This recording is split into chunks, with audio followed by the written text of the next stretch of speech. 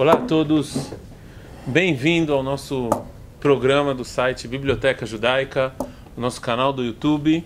A gente vai começar agora um novo programa sobre filosofia judaica. Toda semana aqui nesse canal a gente vai postar um vídeo sobre filosofia judaica. A gente vai escolher um filósofo e vamos falar um pouco sobre ele. Vamos fazer um vídeo introdutório sobre a época em que esse filósofo viveu e vamos pegar a sua principal criação e conversarmos um pouco sobre sua influência no mundo judaico e o que ele inovou no mundo judaico naquela época, na época em que ele viveu. A gente está aqui com o Rabino Davi Gandelman, meu nome é Daniel Segal e a gente vai começar o primeiro programa. E antes, já que esse é um programa introdutório, esse é o primeiro programa, eu gostaria de perguntar para o Rabino Davi o que seria considerado filosofia judaica propriamente dita, né? Filosofia eu não vou entrar nesse ramo, porque esse não é o... Não é mais uns 5 vídeos antes de começar. Mas a pergunta é, o que entra no tópico de filosofia judaica? A gente conhece filósofos judeus que não necessariamente faziam filosofia judaica, como por exemplo Baruch Spinoza. Então a primeira distinção, nem todo filósofo judeu é filosofia judaica. A filosofia dele tem que ter a ver com o judaísmo. Então, olha só, a filosofia judaica, ela tenta traduzir a Torá para uma linguagem filosófica. A Torá está escrita numa linguagem poética, talvez épica, e a filosofia ela fala de lógica, ela prova as coisas de forma racional, de forma 1 mais 2 mais 3, progressiva. E os filósofos judaicos, eles traduziram a Torá, às vezes harmonizando a Torá, às vezes indo contra a filosofia que está, mas de qualquer forma eles trouxeram a Torá para a linguagem filosófica. Ou seja, basicamente a gente pode falar então de duas coisas. Uma é que se apoiam nos Mekorot, né, nos livros e na cultura e na base judaica, e também ele tenta colocar isso no mundo judaico atual. Isso. Né? Ou seja, mesmo que às vezes ele faz uma amálgama entre bonita, entre os Mekorot, né? E é uma filosofia que não necessariamente ele tenta juntar, né? A gente vai falar do Rambam, que é um dos que mais às faz vezes isso. Ele se põe em contra, mas ele conecta, abre janelas entre os dois e junta a linguagem. Acho que a questão da linguagem é central. É outra época, outra cabeça, são outros argumentos que têm que ser levados em consideração. Bom, e já que você já falou da época, isso nos veio uma segunda pergunta introdutória, né? Que também é uma pergunta importante, interessante de se debater. O que leva uma pessoa, no caso a gente está falando de filosofia judaica, um rabino ou um judeu, começar a filosofar? Arei. Não é uma coisa que as pessoas fazem comumente, né? Talvez você faça no ônibus, tomando banho, mas o eureka, né? Tomando na banheira. Tinha que fazer uma pesquisa. Talvez a maioria das pessoas fazem. Na banheira, de repente, a coroa, e você fala eureka. A maioria das pessoas não fazem isso. Acho que na banheira não é permitido pensar em Torá. Talvez a parte da filosofia só, você está falando. A parte filosófica. Mas a pergunta é, o que leva um rabino ou um judeu, uma figura importante, a de repente começar a filosofar? Quais são as coisas que levam ele a filosofar? Então, olha, a gente vai dizer que essa pessoa, esse filósofo aspirante, ele encontra uma experiência que ele não sabe como lidar, como ele não sabe explicar. Tem algumas opções.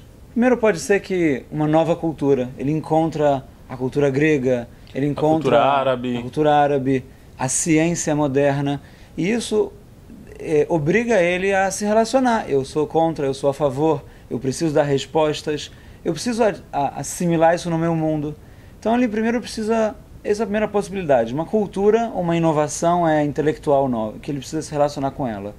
Às vezes não é uma cultura, às vezes a experiência com a que ele precisa lidar e explicar é um trauma, uma guerra. Um acontecimento histórico traumático. Por exemplo, o Holocausto. Provavelmente, ou a Inquisição. Isso fez com que as pessoas começassem a filosofar, a pensar e tentar buscar respostas novas aos acontecimentos mundanos. Ou seja, a gente pode falar então que encontro cultural ou um acontecimento histórico leva as pessoas a filosofarem, leva as pessoas a trazerem novidades, novos pensamentos. Eu diria uma terceira opção, que é interessante, ela não acontece com os filósofos judeus, mas os filósofos em geral falam muito do encontro com a natureza. A necessidade de explicar o mundo, explicar às vezes a física, a mecânica do mundo, às vezes a espiritualidade do mundo. Isso não acontece com os judeus porque a gente já tem uma bagagem cultural da Torá que ela deve suprir essa nossa necessidade. Que é a explicação, a criação e etc. Por exemplo. Essa é a explicação divina. Bom, e a gente vai começar, na verdade, com um dos filósofos mais importantes da cultura judaica, mas ele não necessariamente foi o primeiro. Né? Assim, considerado como o primeiro filósofo, não foi ele. É verdade. Né? A gente vai começar com o Rassag, o Rabi Saadia Gaon, mas, na verdade, antes dele teve mais um. Sim. Filon de Alexandria. Ah, mas ninguém não ouviu falar do Filon de Alexandria. Bom, Alexandria fica no Egito, a gente sabe. Ele era Cohen, da época do segundo Beit HaMikdash. A gente está falando na época do Império Romano ainda. E ele harmonizou a Torá com a filosofia neoplatônica, ou a filosofia platônica, dependendo de como você classifica. Ele é muito famoso, ele olhou para a Torá como uma metáfora. Ele fala que toda a história do Noé, ou Noar e a Arca é uma metáfora. E ele não fala só que é uma metáfora, ele explica o significado filosófico da tradição judaica. É muito interessante. Eu não sei se ele é mais judeu ou mais filósofo. Talvez esse é um dos motivos que a gente não conhece. Filósofo judeu ou judeu filósofo? Exatamente. Talvez ele seja a pergunta se ele entra em filosofia judaica ou não. Sim, mas faz bastante parte disso, porque se eu só falo a Torá, é a filosofia platônica escrita em forma de historinhas, eu não sei quanto isso é judaico, apesar de estar se relacionando com a Torá. Ele, na prática, não é muito estudado hoje em dia, ele quase não foi trazido na tradição judaica. Ele não é muito conhecido hoje em dia, até entre as pessoas que conhecem filosofia. Ele, no final das contas, foi guardado muito na tradição cristã. Por esse motivo, a gente vai começar com o que é considerado, sim, o primeiro filósofo judeu, que é chamado de Rabi Saadia Gaon, e ele escreveu alguns livros, na verdade, eles têm uma explicação da Torá, também muito boa, que saiu faz pouco tempo, mas o livro filosófico dele principal se chama Anivhar Baemunot Ve'adeot. A tradução em português seria o escolhido entre a fé e a opinião, talvez. Essa seria uma tradução. Essa é uma das grandes perguntas. A gente tem que chegar a falar isso alguma hora. O que são deot? A gente está falando qual a diferença entre fé e conhecimento. Isso a gente vai tocar nisso ainda. No próximo shiur, mas esse aqui a gente queria fazer primeiro um conhecimento histórico geral, a época em que o Rassag viveu, como a gente falou já. Se ele começou a filosofar é porque ele teve um encontro com alguns acontecimentos ou com algumas filosofias. Então ele também decide filosofar e escrever o livro que é considerado por muitos o primeiro livro de filosofia judaica. Ainda que, como a gente já falou, não é exatamente o primeiro, mas sim é considerado por muitos o primeiro. Então, esse vídeo introdutório a gente vai falar sobre a época que o Rav Saadia Gaon viveu. Qual é realmente a época que o Rav Saadia Gaon viveu? Ele viveu numa época que tem um nome um pouco estranho, se a gente for traduzir para o português. Existe uma época histórica, depois que a Gemara foi escrita, que ela começa por volta do século VI e termina por volta do século XI, e também, geograficamente falando, fica na Babilônia. E o nome dessa época é a época dos Geonim. Uau, Geonim, que em português seria gênios. O que não necessariamente, Rabino Davi, significa que todos eram gênios naquela época, correto? Era possível. Era possível que todos eram gênios. Mas esse não é o motivo do nome ser a época dos gênios. Por que o nome era considerado a época dos gênios? Mas então, a gente primeiro precisa entrar e explicar que a comunidade judaica ela está liderada parte pelo Rosh Yeshiva, pelo chefe religioso, o chefe da academia talmúdica, e o nome do cargo do chefe da Yeshiva é Gaon. Esse é o nome de um cargo, então ficou conhecido como Geonim. Era o nome do cargo dos Geonim. E, na verdade, a comunidade judaica da Babilônia é uma comunidade muito antiga. Ela vem lá da destruição do primeiro templo. Desde então, existe essa comunidade. Só que ela tomou forças quando o segundo templo foi destruído.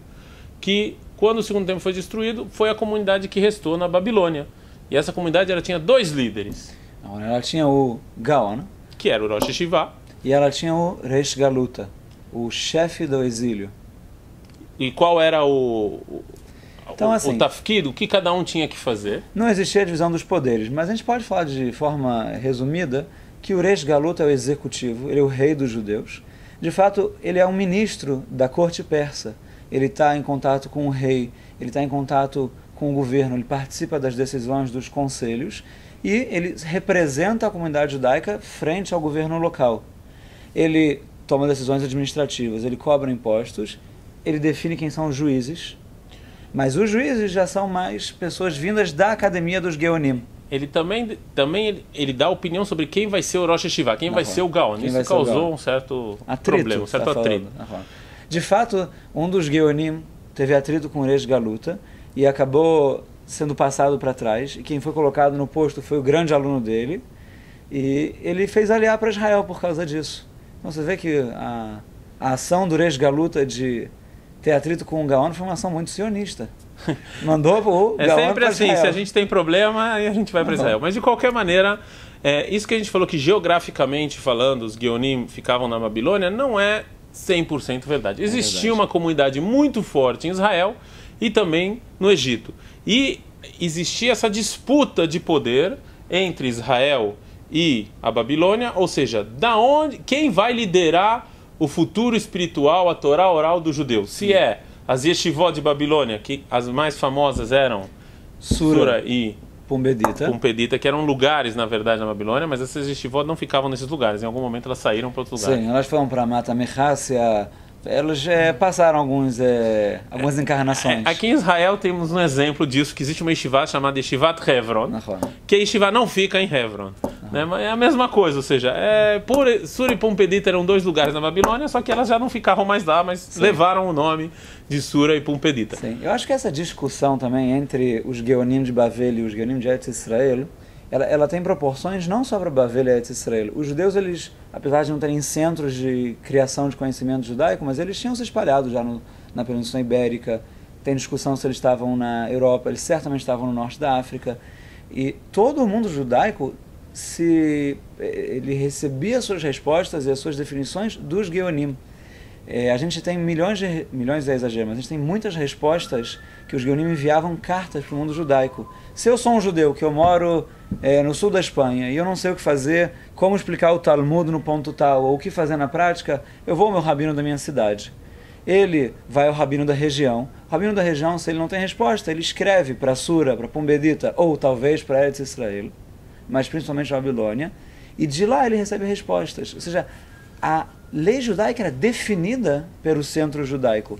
É óbvio que tem uma questão financeira envolvida. O centro judaico também recebe fundos para se manter. Ele é necessário. Cada pergunta vinha junto com uma quantia de dinheiro, né? Era assim? Eles vinham com a quantia de dinheiro e pagavam, porque essa era a base do sustento. Não era só isso, mas era a base do sustento. Grande parte dos nossos livros também, o Sidur. O Sidur foi inventado nesse processo. Mandaram uma pergunta para a Babilônia: como é que é a ordem das rezas de acordo com vocês? E aí ele manda o Sidur, a ordem, tradução de Sidur, a ordem, a organização da reza. E é a primeira vez que um judeu vê na vida dele um livro que explica a reza. Até então era óbvio, era oral. Basicamente, a criação literária da época dos Geonim são perguntas e respostas. Isso é basicamente o que eles criam, com algumas exceções. Uma delas é o Rav Saadia Gaon, que o livro dele não é uma carta. Mas isso a gente vai falar na próxima aula. Só que o que acontece é que a gente falou da Babilônia e de Israel, só que esses dois centros, na época dos Geonim, eles começaram separados. Sim. Quem estava na Babilônia e quem estava em Israel nessa época. A gente tinha na Babilônia, no centro judaico, era separado, não tinha o mesmo governo, só que na época dos Geonim aconteceu a conquista árabe. É verdade. O governo bizantino era o governo que tinha o poder em cima da terra de Israel, sobrou dos romanos, os bizantinos, e os persas, eles eram quem governavam na Babilônia até a conquista árabe. De fato, os árabes, quando eles, no século VII, com a criação da religião islâmica, a aparição de Muhammad, a discussão depois política de quem vai continuar eles conquistam praticamente o mundo todo civilizado. Eles começam conquistando a área persa e eles chegam a disputar e ganhar espaço do Império Bizantino e unificam. De repente, todos os Geonim estão sobre o domínio árabe. E que esse domínio acabou unificando Israel com a Babilônia, né, em termos judaicos, e agora estão embaixo de um mesmo domínio que, apesar dos pesares, sim dava uma liberdade religiosa tanto para as pessoas que estavam em Israel quanto as pessoas que estavam em Babilônia. Mas agora que eles estavam embaixo do mesmo domínio, isso também intensifica mais essa disputa. Sim. Quem é o líder do povo judeu? Porque agora todo o povo judeu está embaixo do mesmo domínio, já não tem essa divisão que tem Sim. antes. E também isso faz com que essa disputa seja um pouco mais acirrada. E já que a gente está falando do domínio árabe, que ele é que reina nessa época, existe um encontro filosófico. Existe um encontro filosófico nessa época com a filosofia árabe. E também isso vai ser uma das coisas que vão levar o Rav Saadia Gaon a escrever o livro dele, Emunot Vedeot. Rav Davi, que filosofia era essa? E que é importante saber porque o Rav Saadia Gaon vai responder a essa filosofia árabe. Sim, a filosofia árabe era a filosofia da época. No século IX, o governo árabe patrocina um movimento de tradução do grego ou do siriaco, mas a filosofia grega, para o árabe. Eles traduzem livros de Aristóteles, eles iniciam, óbvio, com os livros de lógica, os livros científicos de Aristóteles. Eles traduzem grande parte da metafísica dos neoplatônicos, por exemplo, de Plautinus, é um filósofo romano. Talvez valha a pena só dar uma explicada. O platonismo de Platão, é verdade que Platão vivia na Grécia, ele era o professor do Aristóteles, mas a filosofia platônica cresceu, se expandiu no mundo romano com o que a gente chama de neoplatônico, e o grande expoente dela é o Plautinus. Ele tem livros que falam sobre os princípios originais transcendentais que geram a espiritualidade, geram as ideias, até como se relacionar com o mundo físico, metafísica. Isso tudo é traduzido para o árabe. Basicamente, eles usam cristãos que viviam na Síria e que eram cristãos e por isso eles precisavam da filosofia aristotélica, da lógica, para explicar a ideia de que Deus é três, para embasar a religião.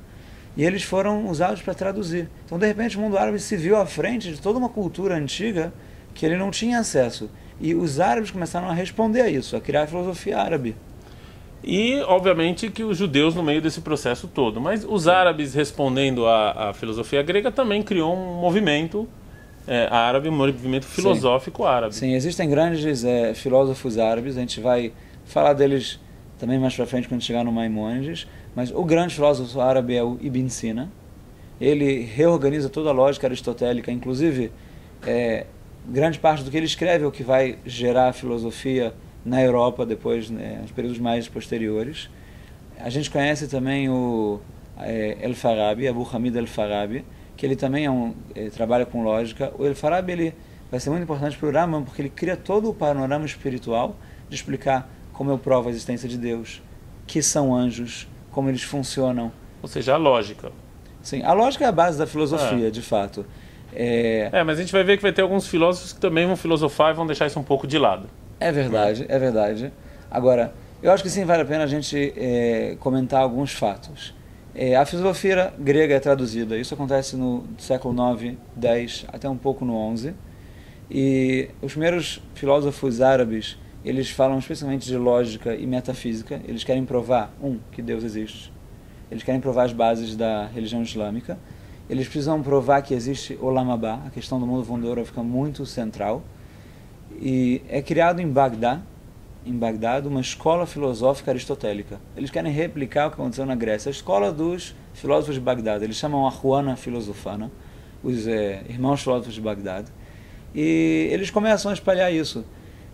Nem sempre eles foram muito bem aceitos. Existe um movimento muito grande contra os filósofos também, dos gramáticos árabes, que querem explicar o Corão.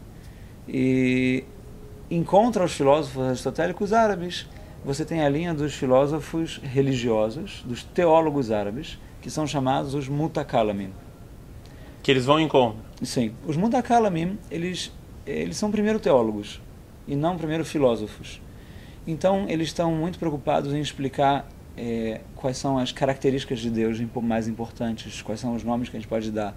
Deus está vivo, Deus ele pensa. Se ele não pensa, então como que ele escreveu o Corão? Os infiéis, que não são muçulmanos, eles vão para o mundo vindouro. Existe livre-arbítrio. Se Deus sabe o futuro, então ele já sabe o que eu vou escolher.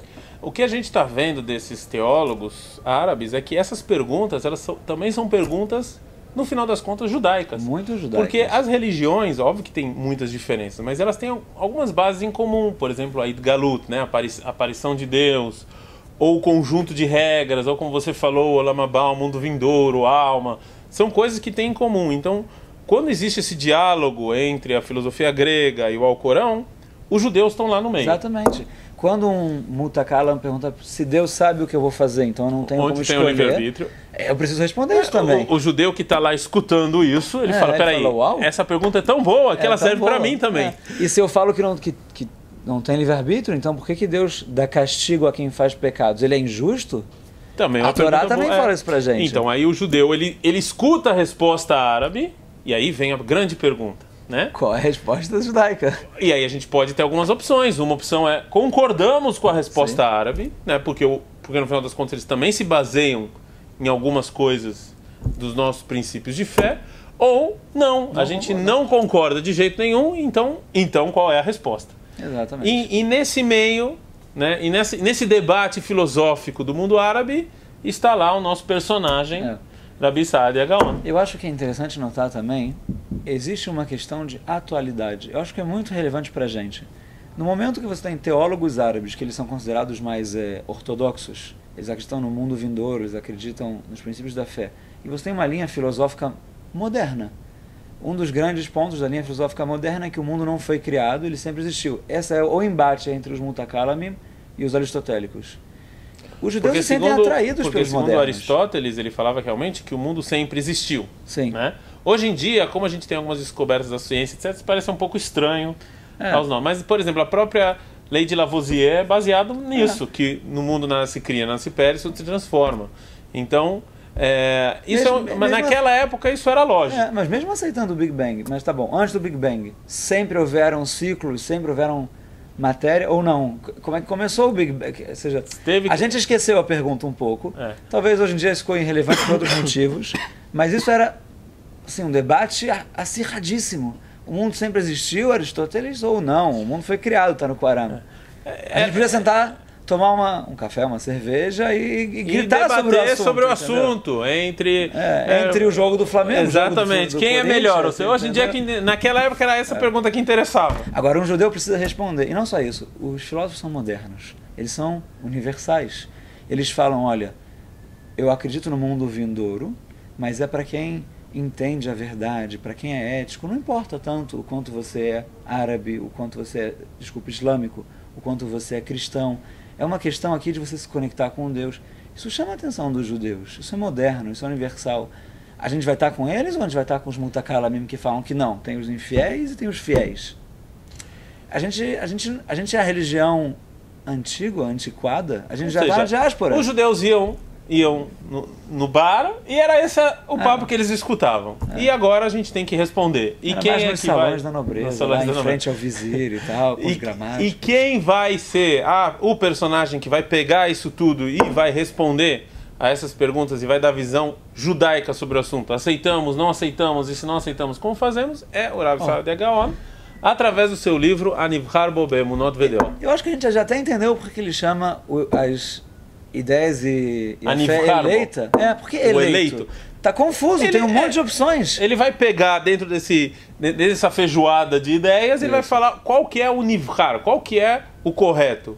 Né? Ou seja, da ideia de Aristóteles, da ideia contra, da ideia a favor, etc. O que ele acha que são as ideias. E isso, obviamente, a gente vai deixar para fazer na próxima semana. A gente só fez agora um vídeo introdutório para vocês entenderem a época histórica em que viveu o Rabi Saadia Gaon, que é muito importante. E na próxima semana a gente vai gravar um vídeo sobre o livro mais importante, que é Anivchar Bo Be'emunot Vedeot. A gente se encontra na semana que vem.